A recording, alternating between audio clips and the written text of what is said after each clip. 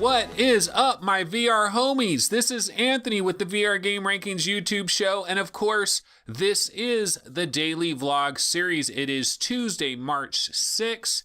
Today's episode is number 112, and we got some news stories to get into. I know I'm pretty late with the upload today. Apologies for that. Just took a lot of time to get this show up and running. There was a lot of other miscellaneous things going on. Every once in a while you can get delayed like that. So anyways, just wanted to let you know. But we've got quite a few news stories to hop into. So why don't we go ahead and just get the ball rolling? Story number one is that there is going to be a new budget cuts demo at the Game Developers Conference. Okay, so this goes to a tweet by Joaquin Homer. I might be mispronouncing his last name there, the co-founder of Neat Corp. He tweeted this out yesterday that they're going to be demoing new budget cuts content at GDC, and that Joaquin himself, he's also going to be giving a talk on the Portal locomotion. As far as like a release date and stuff, we don't really have any information on that. Hopefully, when they're showing this off at GDC and when Joaquin is giving his talk about the Portal locomotion, hopefully they might let it slip as to when this game is actually coming out, because I think the last story that we had in regards to budget cuts was that it was nearing completion. I believe there was a tweet by Ken Levine from BioShock fame wondering, when is budget cuts going to come out? I'm really interested in budget cuts.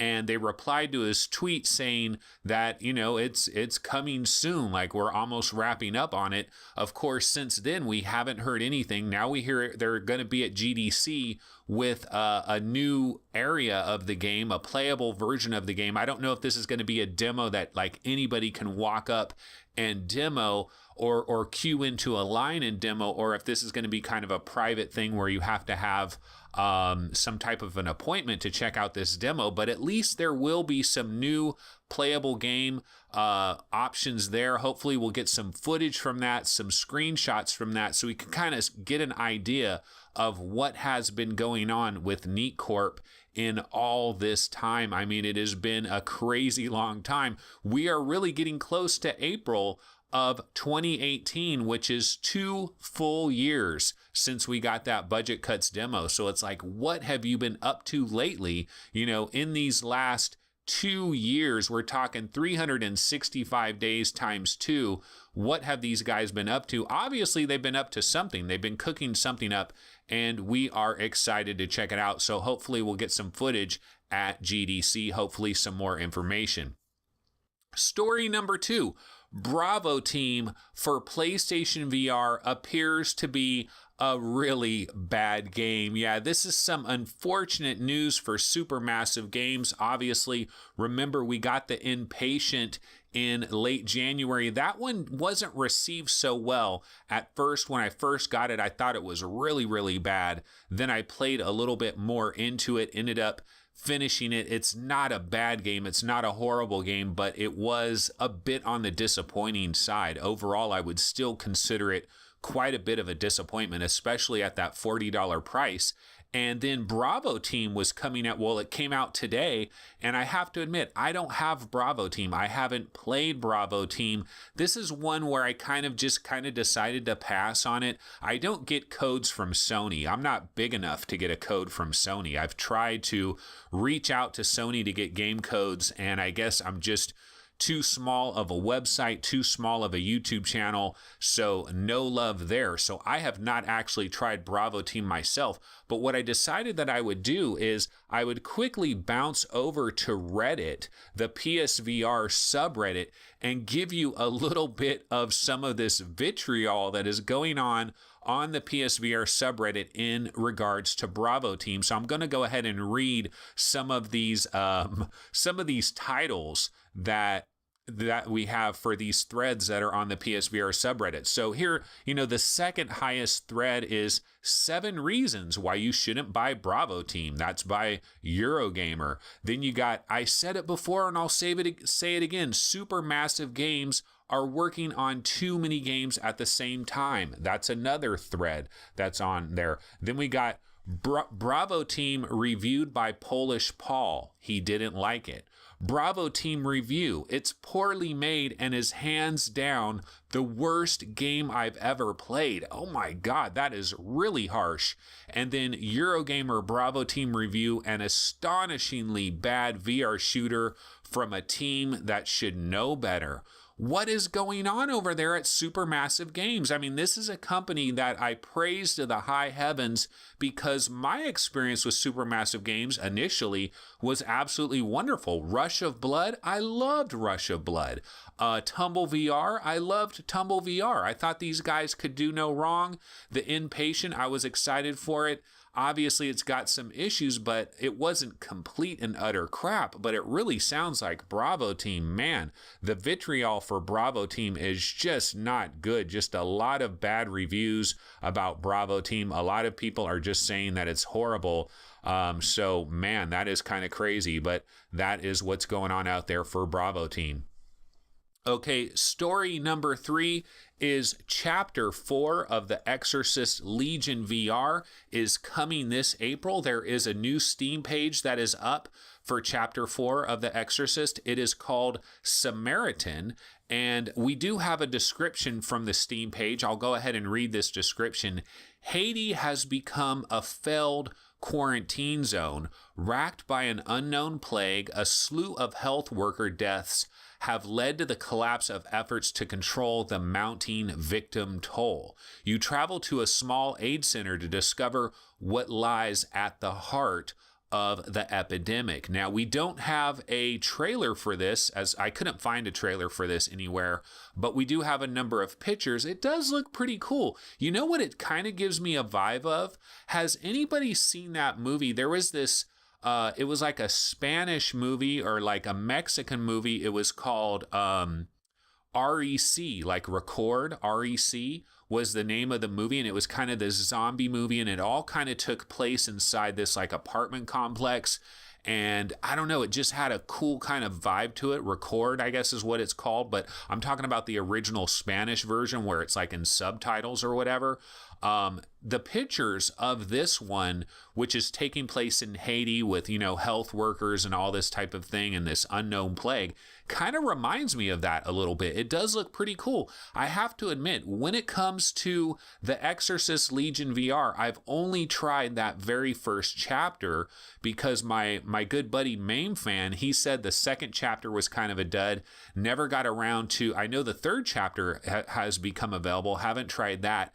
And then now this is the 4th chapter that is coming in April. So I'm curious about you guys out there. Have you tried these different Exorcist chapters? Do you think this is a good idea to release it in this piecemeal style where it's like $5 a chapter? I think the prices aren't that bad. You know, you're talking 25-ish minutes of gameplay for $5. Kind of like a demo that you're paying for $5 is a glorified demo, really. But if you're into the content, you know, Wolf and Wood Interactive, these are the guys behind A Chair in a Room, one of the most highly rated VR horror games that we have out there. And I did enjoy the first chapter. I wasn't like completely blown away by it. I did enjoy it. But, you know, this is chapter 4. It is coming in April. So we have to look forward to this one as well. And you know what? Somebody mentioned in the on yesterday's episode 111 in the comments, somebody mentioned so much for early 2018 being this slow time with not a lot of releases. Yeah, we are being absolutely hammered. There are so many games that are coming out in this first half.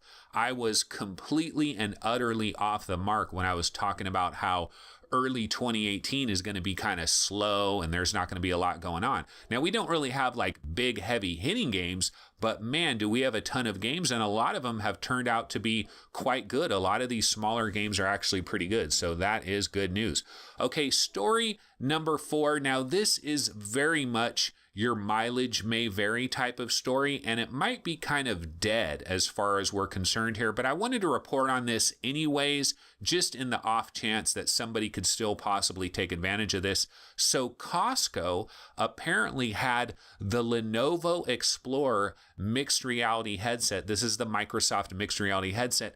They had it for $200. I'm guessing $199.99. Now, they had this online at Costco online. Unfortunately, it is completely sold out. If you go ahead and click on the link, it says that, sorry, all out of stock. Now, what I don't know is, can you go to a physical Costco location and can you possibly grab this headset at one of the physical Costco locations for $200? So I don't know. See, the thing about Costco is they don't sell every product that they sell online. They don't also sell in the stores. Sometimes there's certain products that are only sold online and they don't carry it in the store whatsoever. I'm not sure about this Lenovo Explorer, but maybe if you've got a Costco that is just down the street from you and you're actually looking for one of these mixed reality headsets at a really good deal, maybe drive down there and check it out. You could try calling them, but it sometimes takes forever and a day to get a Costco employee to actually come on the phone and check something out for you. That's part of the reason that you get such great deals at Costco, is you got to kind of find things yourself, and there's not a lot of help as far as that goes. But anyway, just kind of wanted to do a public service announcement on that. Maybe somebody could take advantage of that. $200. I mean, that is a screaming deal for a mixed reality headset. Despite the possible tracking issues and all of that, it's still a great deal. Okay, story number 5, Golem for the PlayStation VR. This game was supposed to be coming on March 13th. I actually kind of forgot that this game was coming March 13th, but guess what? Bad news. It is not coming on March 13th. This game's already been delayed a couple of times. In fact, it was delayed for so long that we started to wonder if this game got canceled, and then finally we got some information that it was going to come on March 13th, but now we have new information that it is not coming. So this is on the Highwire Games website. They have an announcement for all their fans. Here is what they had to say. We have some good news and we have some bad news. The bad news is we're going to delay Golem a bit longer. There's no single reason for the delay, just a few small things that taken together make it the right thing for the game and for Highwire Games. We want to release a polished VR experience that we're proud of. There's still some tuning and optimization to be done, and we're too old for another insane death crunch. The good news is we're going to delay Golem a bit longer. The game is still coming out soon, and we don't expect the delay to be very long. In the meantime, go listen to Marty's fantastic prequel album, Echoes of the First Dreamer, or play through Moss again. We'll let you know when we have a new date. That's from Jamie, Jared, and Marty from Highwire Games. So yeah, so the game's delayed. They don't really have a major reason for it.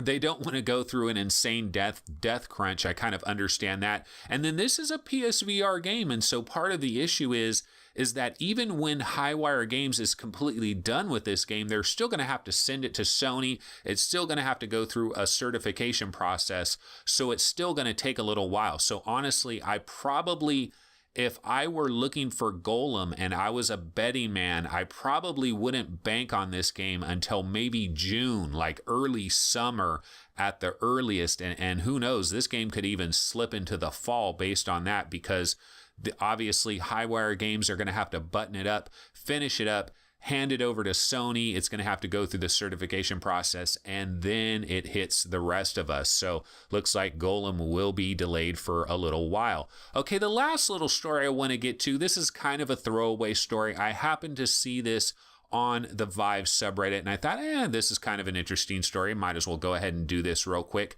So Hyperkin has a special cable management package that is available for HTC Vive users. And so basically what this is for $23, I saw it on Amazon.com, for $23, you can get a set of 6 retractable cable management thingies, for the lack of a better term. I don't know technically what they're called, basically like little pulley systems to help suspend your Vive wire from the ceiling so you can get the cable kind of out of your way.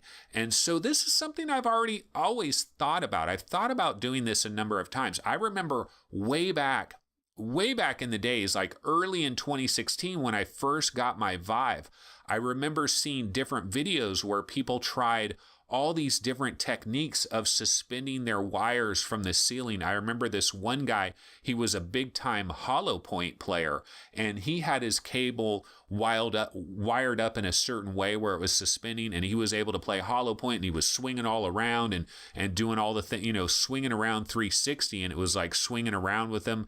And it was a cool idea, a cool concept. And I thought, this is a great way to do it. It's almost like having wireless without having wireless. Now, the problem you get into when you do a cable suspension situation like this is that there's a lot of games where it might work out absolutely perfectly, but then there's other games where it's just not very compatible. So if you have a VR game where you happen to be reaching up with your arms, the worry there is that you're actually going to get your arm caught in the suspension wire. So you kind of have to stick to VR games where you're not reaching up high into the sky for any kind of reason, because that's the one danger that you can get into with having your cable suspended. But I was kind of curious, has anybody tried doing this? And I did some searches on this Hyperkin thing, and I've seen people with the Oculus Rift that are doing this. So it's not just the HTC Vive. Now,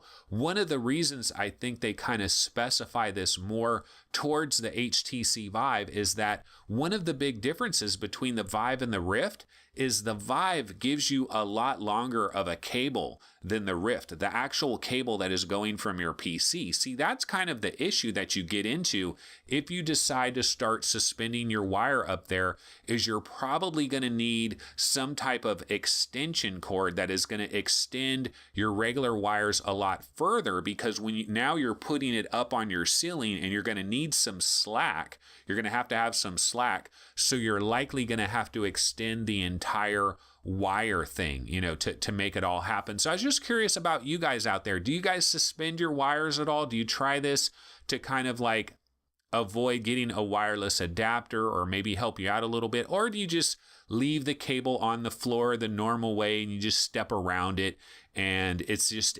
instinctive? You just instinctively avoid your cable. Do you do it that way? Kind of curious to your guys' take on that, but just wanted to mention this Hyperkin thing. It is kind of cool that they actually are making a specific accessory for such a niche market. Yeah, that goes to somebody in the comments that said, please pronounce niche the right way. So I guess niche is like that. So there you go for that one. But basically, guys, that's going to go ahead and wrap it up. This has been episode 112 of the Daily Vlog series for Tuesday, March 6th. Everybody have a wonderful Tuesday, and I will see everybody tomorrow on Wednesday. Take it easy. Later.